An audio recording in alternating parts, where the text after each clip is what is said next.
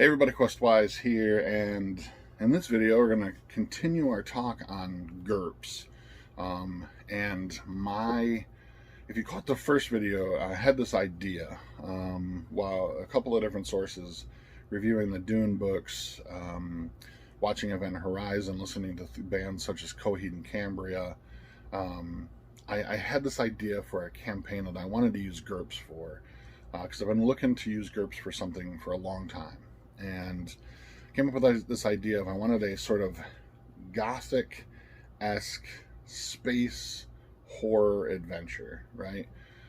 In which people would leave Earth and by sheer accident alone arrive in a part of space that is inhabited, but is very dangerous and weird, and lots of diplomacy and political machinations and things and themes like cannibalism and human harvesting and that kind of stuff. Some very dark stuff. But I talked about in the first video just sort of the overview of what I wanted to do, and then in this series I want to explore how I'm sort of building on those ideas and how I'm sort of growing the idea organically as it goes. So the first thing I wanted to do is I picked up, I've had this book, but the book that I sourced a lot of information out of for this video is GURPS Space. And I was trying to figure out where to start. And I thought back over my career as a game master and running games and role-playing games and stuff. And it came to me that you should always start small when you're building a campaign world. And this is like galaxy spanning kind of thing, that you should probably always start small and grow from there. So my idea was for this video is that I would start with the generation ship, or I'm calling it the pilgrimage ship, the ship that was built to leave Earth and explore this distant galaxy that the solar system and another galaxy that we have discovered. So the idea was that we created a keyhole drive portal. We've created this massive structure that would allow us to, sort of like an Event Horizon, sort of allow us to create a wormhole or keyhole, something we could control, and you would sort of like aim it where you wanted it to go, your ship to go in space, and this thing would allow you to pass through space by sort of folding it, bringing it together, right? Like a wormhole, where it's sort of a hole that punches through, and rather than travel the entire distance, you're simply skipping a lot of that run. And the idea, if you watch the first video, was that there's an explosion as the ship enters the keyhole drive, and rather than launching it in the direction it was supposed to go, the ship actually gets kicked sideways and is launched in a different direction. My idea was that when they arrive, there's these 5 sort of independent city-state created worlds surrounding this dying sun that have all kind of working together. They're sort of I haven't really fleshed out a lot of this, if you can't tell, but an amalgamation of governments and stuff that are sort of have a tenuous peace between them. Kind of, not really. But I wanted to start small, so I thought I'd start with the ship, the generation ship, or the pilgrimage ship as I'm calling it, because it's a ship that's a massive ship that's going to carry generations of people, but it's also going to have all the resources available, because we think we've found a world, a star system that actually holds planets that can sustain life. But we're bringing a lot of stuff with us, sort of the comforts of home, things that we're accustomed to, in case we get there and the things that we find there are not consumable by humans, or not indicative to life there. So, and that, which is totally going to be the case when they arrive at this new place. So I started with the ship. I'm calling the ship the Adrianus.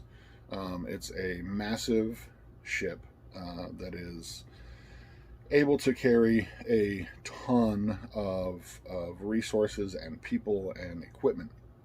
And so what I was using GURPS Space for was the ideas it doesn't really give you concrete. This is what's kind of great about the GURPS books, is they're a great resource, because it doesn't give you concrete details. I mean, to some degree it does, some numbers to crunch, but it gives you a lot of great ideas onto how to create things. Now, I needed to go a little bit deeper, because this ship that the Adrianus that I'm creating, is a major integral part of the campaign. It is very important to the campaign, and it will become a major part of the setting, as well as a major plot element as the campaign progresses. It's going to be sort of a home base for humans once they've reached this new location. And so I wanted to do a lot of work onto it, and it took a lot of work. And I don't want to call it work, because it was fun designing this idea of this giant ship and what would be available to it.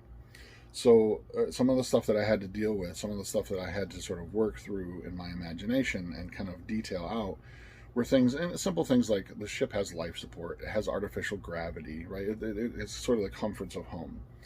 But then I had to figure out things like, what are the sensors like on the ship? And the first thing I thought of was kind of a mix of the ship from Event Horizon, and also, or the Event Horizon, and also I'm really intrigued by the ships in The Expanse, which is the book series and television series by James S.A. Corey.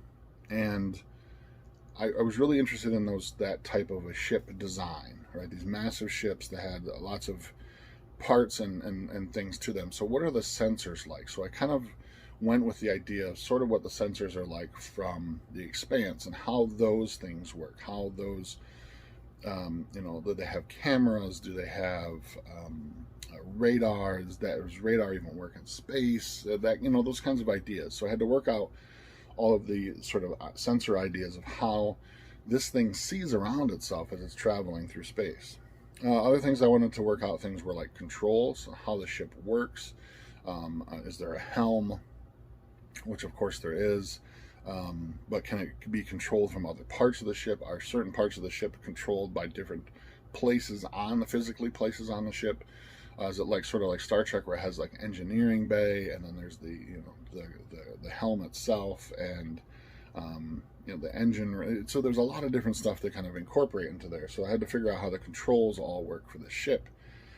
In addition to that, does it have weapons? It's a generation ship, right? Does it need weapons? In some degrees, yeah, I think it probably does. It has to have some sort of point defense system, right? Something to defend itself, either against, because leaving Earth, we know there's nothing else in our solar system that we've discovered, but we know that, traveling across the stars to this place, it's possible if we've determined that there is a planet that could sustain life, there could be things that would fight back. So we need some kind of defenses for our ship, some kind of weapons and kind of stuff. But I decided that it would be rather low key. It's not a military ship. It's an exploration. It's a science vessel.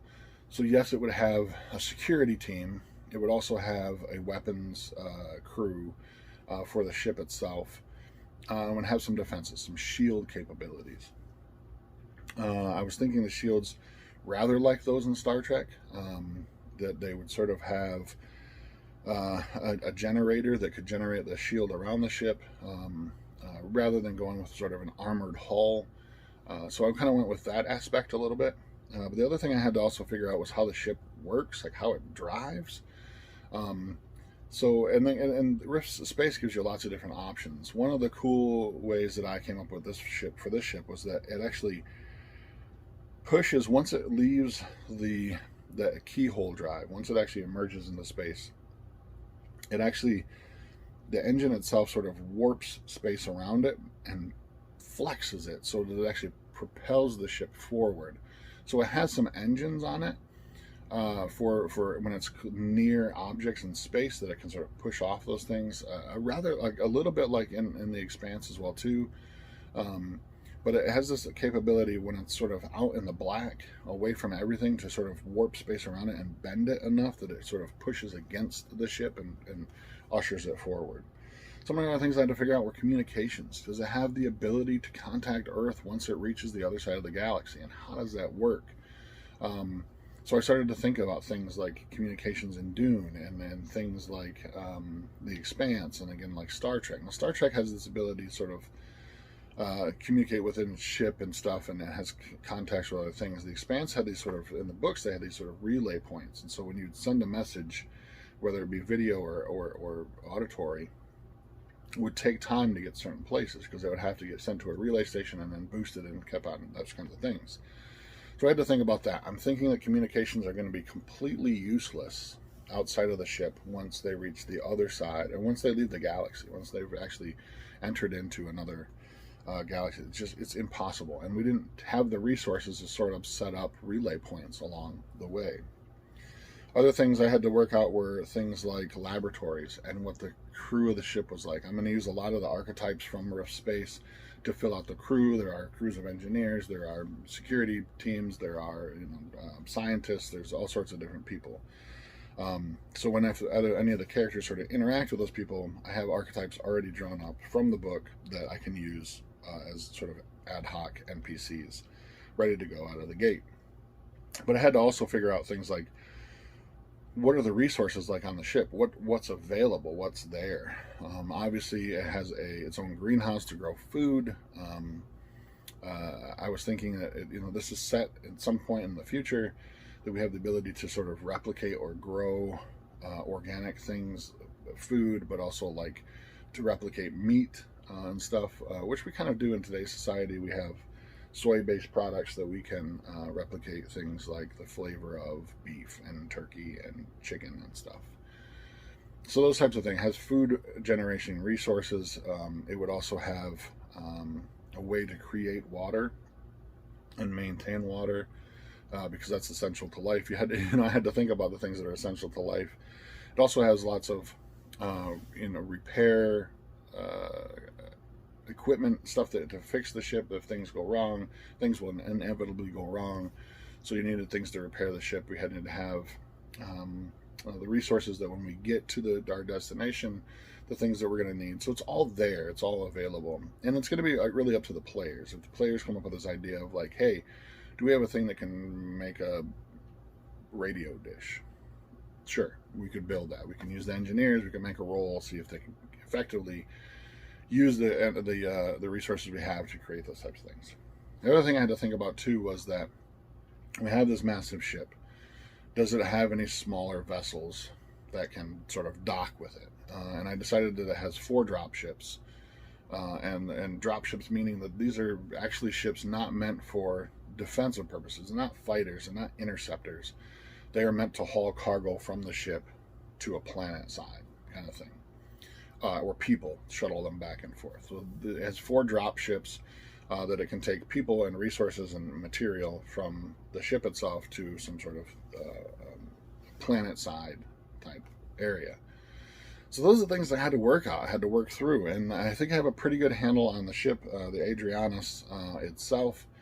Next time we'll go into the actual arrival at this place, and we'll start to talk about the star that's there before we get into the actual, because the cities that I have thought up, I have imagined around this star are